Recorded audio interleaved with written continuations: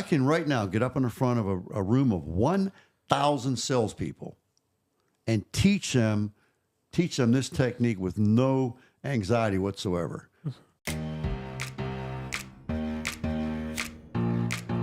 How you can be the greatest salesperson on the planet. Welcome to the REthink Sales Show. My name is Derek Kelly. I am joined by Jim Shorkey. And Jim, we're going to talk about negotiations, a topic we really haven't covered. But guys, stay tuned. This may be a hot take from Jim Shorkey, or it may just be some great, impactful sales advice that you can implement today. What did negotiation look like in the car business? What did that look like? Yeah, I can answer that.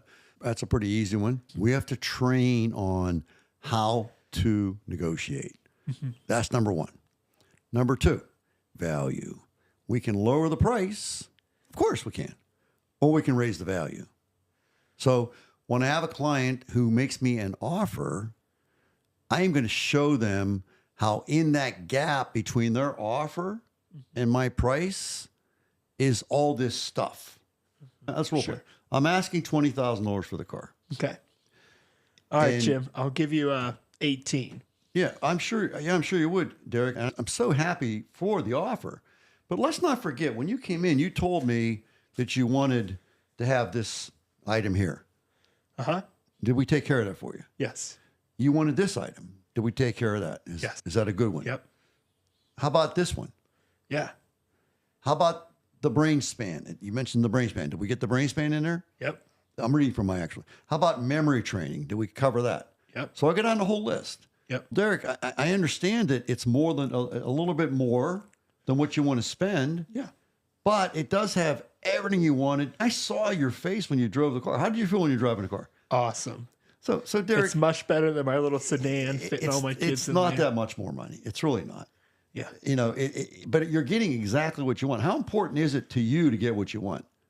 It's pretty important. Then I need you to step up and pay what we're asking. It's a fair price, and I'm not going to lower the price. Not because of you, because I can't. Yeah. Okay? So let's go ahead and do some business. And you say... No, I got to stick to the 18,000, Jim. That's what my budget is. I respect that. I really do. And I wish I could. Let me ask you a question, Derek. Is there a middle ground that we can get to where you'd be happy and maybe I can talk to the boss? Yeah, even if we were at 19,000, I think I'd feel a little better. Is there a little wiggle room there? Maybe 19.2 or 3, but I don't want to get that's okay. I understand. Let me do this. So just so I understand, I don't think I can do it, but I'm going to try. If I could get it to 19.3, would you buy the car today? Yes. Okay. I don't want to make any false promises. I'd never want to overpromise and under We talked about this. Yes. I'm going to try. Okay. Yeah. Let me see what I can do. All right. I need 2 minutes. All right. I'm going to go talk to the boss. I'm going to tell him where you're at, and I'll do the best I can. You ready? I'm going to go leave. Go ahead. I come back. I got some great news, Derek. I did get my boss to move. Okay. I got him down to $19,900, but I want to be clear. That's the absolute lowest that we can go. So, man, Jim, do we have a deal? Only $100 difference? Oh, is $100 no big deal? I'll take one. If do you have $100 that I can, since it's no big deal? Yeah, it just doesn't big deal to me. I feel like I was asking for something a little bit lower than that. I know you were. I heard you, but I tried, man. But I did get you 100. Come on, give me some knucks, man. Come on. How about 19? No, I want my knucks. I got you 100. Give me some credit here, bro. Okay. 19.7. I'm not even going to leave again. I'm going to make a phone call. Okay. Boss, this is Jim down here. I'm talking to this cantankerous guy named Derek Kelly. He is tough.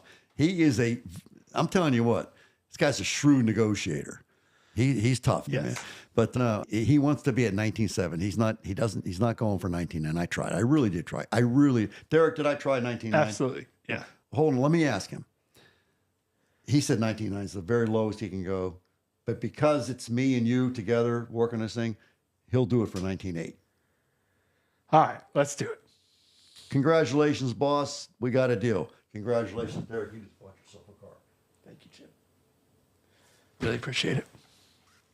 You happy? So what was that? Talk through that. It's all about value. It's all about value. I created value. I reminded you of the list. And But you didn't drop your price very much at all. No, I didn't. I don't have to. Maybe a little bit. It's value up, not price down. But in the customer's mind, I did. He won. He got a $200 break in the price. Yeah. That's a lot of money to the client. Yeah. Right. It really is. Right. It may seem trite. Yeah. Doesn't have to. Okay, this is what some people salespeople always think. If I drop the price $1 million, would you buy it right now? Come on, stop the nonsense. Stop the nonsense. Well, absolutely. If you dropped it $1 million. Yeah, it's so stupid. It's almost like a gotcha. Yeah. Yeah. If I cut the price in half, would you buy it right now? Yeah. Well, of course I would. What is that really telling us? It's telling Nothing. us that we're jerk-offs is what it's telling us. Like, right. Stop the nonsense. The fact is, this is a good price. I'm going to defend the price. If I can squeeze the boss and get the price down some, you're the big winner here. And it's because you're shrewd. But the fact is that it already is a good price. Anything less than this price here is really a great thing for Derek Kelly. Yeah. And quite frankly, Derek, if you bought the car for $19,000, you would be getting a great deal. Yeah. Okay, I'm going to try to do better, but I'm not going to play. I remember games. this exact situation. I don't think you were in the business anymore. Actually, you might have been. This was in 2014. I went to buy I was in the business. I don't know, for some reason, you guys don't sell Hyundai, but for some reason you had a Hyundai on the lot. It might have been a used car. Could have been. Well, would have been, yeah. And so I went to buy, I am a shrewd negotiator, so I kept asking, can you lower the price? And they were very good at, hey, this is the best we can do. They even looked around and showed me like, hey, other places, it's a very similar price. Yeah. And it was like, they were really kind. Nothing was rude. I was very much just trying to see what I could do. It was my first car negotiation. Well, you should be. That makes you smart. They did a really good job trying to. It didn't feel like they weren't like, oh my gosh, this guy, like, can't wait for him to leave. It was much more like, well, see what we can do to help you. I think you should ask for a better price. I think you should want to get it lower. I think you should say no. I expect you to say no. I expect you to ask for a better price. And I am so well trained that I know exactly how to handle it, what to say, what to do. And I do. I know what to say. I can right now get up in the front of a room of 1,000 salespeople and teach them this technique with no anxiety whatsoever. And then I would say, okay, questions. And I could take every single, have I faltered yet? No. I don't know what you're going to ask me. Ask away. Yeah. You're not going to get me. Yeah. I know the material very well Yeah. because I did get the book. Not that one, but I got my own books. I did get the book. I did read it. I did take notes. Yeah. Okay. Yeah. You want to ask me some questions about the brain? I bet you have I know a a ton lot of about answers. the brain that I didn't know before. Yeah. This is good stuff. So that was number one, preparation, which you answered so well in terms of negotiation, but also how do you create that win outcome, which we saw in the role play. You did. Yeah. You made it a win for you guys and you made it a win for the customer. Well, why wouldn't it be? I have a great car. Yeah. I have a great dealership to support you after the sale. I like you. You're a cool dude. Yeah. And it's a win-win. You're here to buy a car. I'm here to sell a car. So there, right off the bat, I'm here to sell a car. You're here to buy a car. Yeah. We did that. Win. You're here to get the best price. Yeah. I didn't get where you wanted to be, but I tried and I was sincere. And we got a price that we were both happy with. It's not the price that the client gets. It's the price that the client thinks he or she gets. And if they think they got a good price, then it is. Right. It doesn't have to be mathematical and Kelly Blue Book and internet and all that. And as I said before, in previous discussions, I got a better price. I got a better deal down the road. No, you got a better price. That's not a better deal. We're the better deal. Did they do A? No. How about B? No. How about C? No. There's so many things that we do at the Jim Shorkey Family Auto Group to make the client experience better that, quite frankly, we're worth more money. Yeah. And I really believe that. Yeah. And I'm going to say that right to your face. And by the way, at the end of the day, you may walk at 18 grand because you want it for 18 grand. And I'm not going to do it. I can't do it. Yeah. So you walk. And that's okay too. I'm not going to get them all. Yeah. I'm going to try really hard. But if I sell enough cars for not enough money, guess what that's a recipe for? I sell a lot of cars for not enough money. Disaster. It's not a win. It's a recipe for going out of business. Yeah. It is. So if we're going to provide the services that we provide, it's going to cost you more money to buy the car. And I'm perfectly content with that because I know what we do at the Jim Shorkey Family Auto Group. Number one goal of the Jim Shorkey Family Auto Group is to love the customer. Second number one goal of the Jim Shorkey Family Auto Group is to love the team. If we don't love our customers, we're not going to have any customers. If we don't love our team, we're not going to have anybody to love the customers. And if we do number one and number two really well, which we do, we're going to be really successful. And the number one enemy of any successful enterprise, I don't care what it is, the number one enemy of any successful enterprise is arrogance. It could be a church, it could be a business, it could be a nonprofit, it could be any relationships you want to mention. Whatever that enterprise is, it fails miserably when arrogance enters the game. Yeah. And so the third goal of the Jim Shorkey Family Auto Group, almost number one, is to keep it very humble. Yeah. And that's what I loved about that experience is I was telling you about. We're servants. So we're going to serve really well. And if we love the customers and we love the team and we keep it very humble, quite frankly, I'm going to look you right in the eye and tell you, we're worth more money. Yeah. Yeah. You got a better price down the road. I don't really care. Yeah. I really don't. I respect it. I think it's okay. But it has nothing to do with the Jim Shorkey Family Auto Group. So, yeah, Jim Shorkey Family Auto Group is more expensive than somebody else, perhaps. Yeah. Not always. Sometimes we're cheaper as well. Right. That happens too. But if we are more money, I think that's okay. Yeah. I truly do. Yeah, I loved your explanation on serving. And my experience there, nobody treated me pridefully. They were really humble. It wasn't like, oh, we can't wait to get this guy off our back. He just won't buy a car already. I hear a lot of talk about Tesla. And people talk about Tesla and they want to buy a Tesla. And you can buy a car, literally a nice car, economical car for half the price of a Tesla. They're expensive. Yes. Okay, they're expensive. Yes. And there's a reason why. Yeah. But if you think they're the least expensive car around, don't even bother looking at the Tesla. I think they're, what are they, 50 grand? But whatever it is, I'm telling you, they ain't cheap. And so I'm not going to pay that much for a car. Then you shouldn't be looking at a Tesla, quite frankly. Yeah, the Model S has an MSRP of $74,900. What? 74 grand? Are you kidding me? Holy cow. Yeah, and if you want to go up a trim level, it starts at $89,900 to go to the next I could buy a Chevy Sport for 15 grand. No kidding. It's not a Tesla. How are they doing it? I can buy a car down the road for way less than a Tesla. Yeah, okay, thank you. Yeah, you could. Tesla's not for you. Yeah, yeah, but they're selling lots of cars. So they are. They're doing something over right. $1 million a year. I think $1.5 million. Yeah. So price sells cars. No, it doesn't.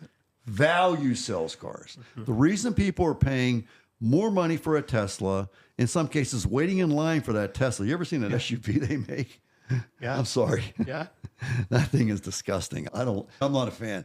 But I guess there's literally... Yeah, I had a friend he's a numbers guy. He's like a COO of a company. So he's an operations manager. He is a pro guy. He's a CFO.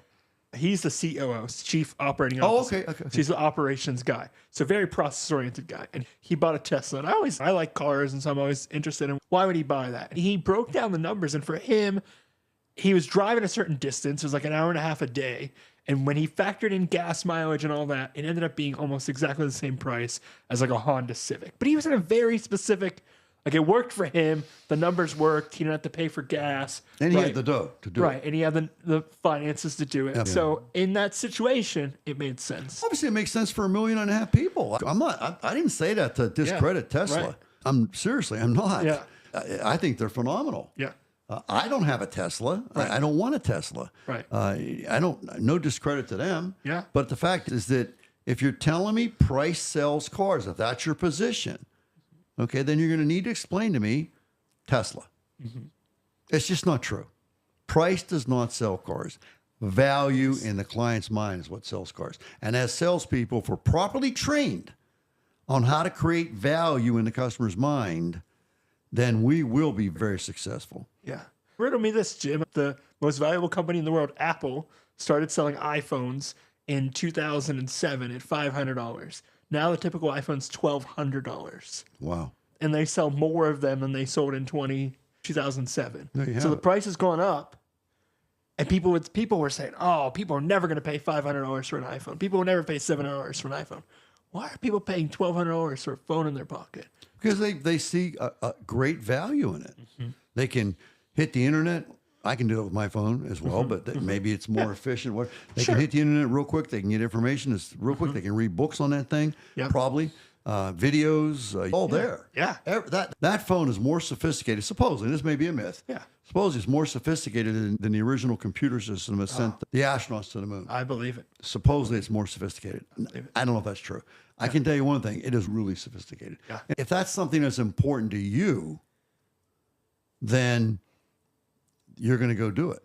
Right. And if you remember, the first question that we want to ask our clients after we capture their name and write it down is, in this process that we call car, buying, owning, driving, today, tomorrow, 10 years from now, what's most important to you, Mr. Client, Mrs. Client? What's most important to you?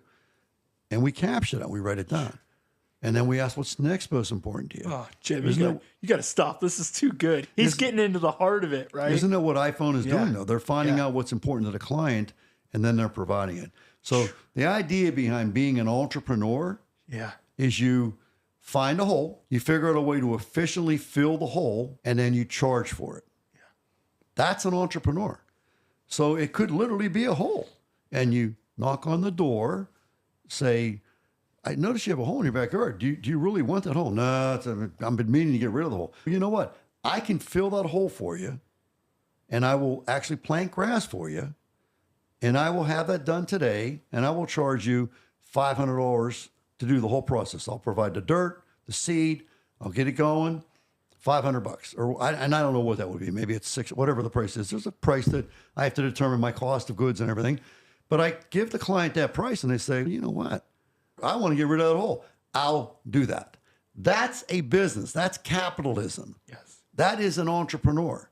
And so now I did it, and I did it again, and I got better at it. I got my book on how to fill holes, and I'm really getting good at this. And so now I have a business where I'm filling a hole a day, $500 a day. My cost of goods is, let's say, $200. So I'm making $300 net profit per day times 5 days a week is $1,500 times 4 months, 4 weeks out of the month is I'm making $6,000 with this little gig, and I'm getting really good at it. And now I figure out a way to I can fill 2 holes in a day. I really can. Yeah. Now I'm making $12,000 a month. And you say, well, there's not that many holes out there. How do you know? How do you know? Wow, Jim. Let's go look for the holes. And so that is I'm speaking from an analogy perspective.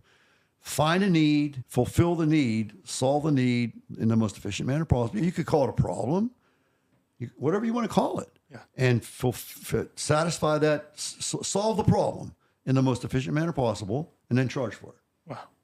Jim, I've never heard, thank you for talking through negotiation and just how to do that well, but I've never heard somebody quite break down that price to value ratio the way you did. I feel like you put it prime with this podcast, with what we started this thing 4 seasons ago about how to be practical about what you do, and that whole value versus price. You told story after story and example after example about how to be practical and really focus on value over price. I want to, in conclusion, remember these 2 hands, okay?